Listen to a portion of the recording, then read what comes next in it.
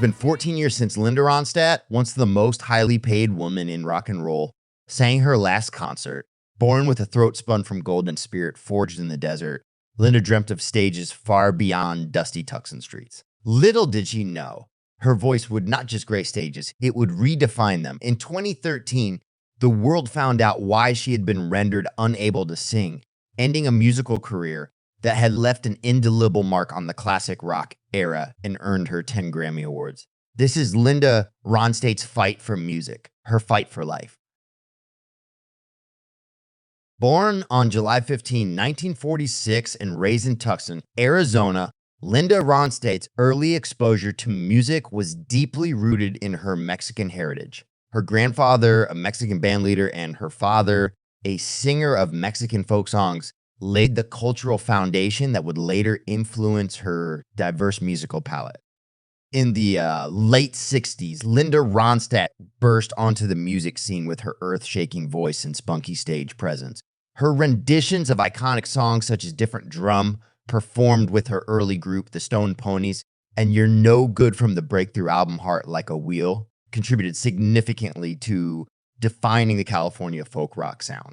Ronstadt's talent was so immense that two of her backup musicians went on to form the Eagles.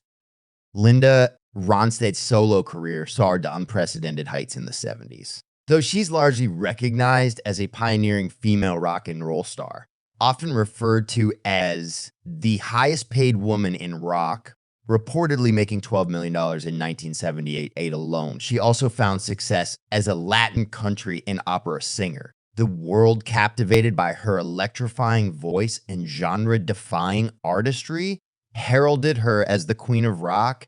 The accolades poured in, and her albums, like Heart Like a Wheel and Simple Dreams, became anthems of a generation. Yet, amid the applause and Grammy Awards, the strains of loneliness and the toll of relentless touring echoed in the background. Amid the heady days of success, Ronstadt's personal life played out like a ballad of love and heartbreak. In the mid-1970s, her relationships, notably with then-governor of California, Jerry Brown, a Democratic presidential candidate, became part of the public narrative, adding layers of vulnerability to her image. In 1983, Linda dated Jim Carrey for 8 months. From 1984 to 1988, she was engaged to Star Wars director George Lucas. However, in her entire life, Linda has never been married. I have no talent for marriage, not a shred. Linda said in an interview in 2019, yeah, I don't like to compromise. If I want a pink sofa and, somebody doesn't want a pink sofa, I'm not going to go for that. I want the pink sofa. She credited the crazy, Hollywood lifestyle for being the reason she was always hesitant to give true love a shot. In 1990, Linda adopted a daughter, Mary Clementine Ronstadt. In 1994, she adopted a baby boy, Carlos Ronstadt. Ronstadt, fiercely protective of her private life, grappled with the dichotomy of being a cultural icon and a woman yearning for connection.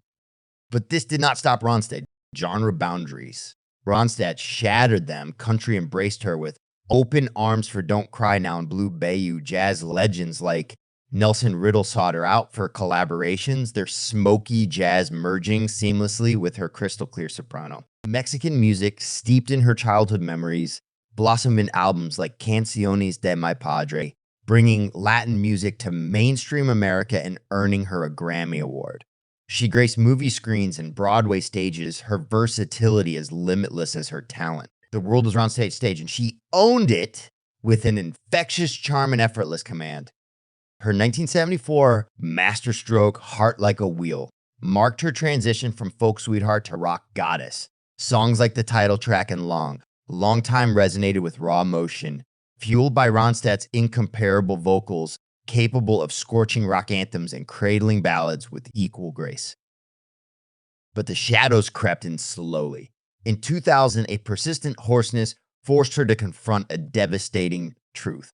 Parkinson's disease, singing the very essence of her being, became an impossible dream. Grief for a lost voice mingled with frustration, anger, and the overwhelming loss of identity. Linda Ronstadt couldn't sing at all anymore, at least not in a way that her fans could be able to hear.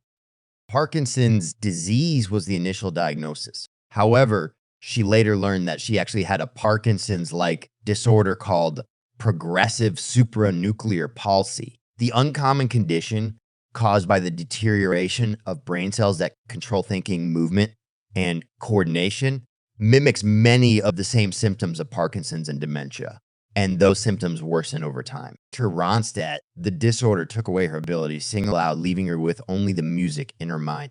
"I can sing in my brain," the 76-year-old explained in a recent interview. "There's nothing I can do about it. It's going to get worse every day. That's the way it is," she says. "I feel frustrated with it. It's hard to brush my teeth now and lift up jars, and I drop things all the time. Sometimes I fall down, but that's the new normal. I just have to accept it."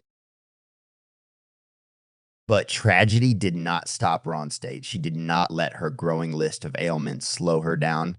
Over the past few years, she went on tour with a live retrospective conversation, produced a documentary film, and picked up a Kennedy Center honor. Part memoir, parts homage to the desert, political screed, and yes, an instructional manual on delicacies too. It even comes with its own musical soundtrack. Ronstadt is mostly housebound, spending her days inside the Seacliff home she bought 10 years ago.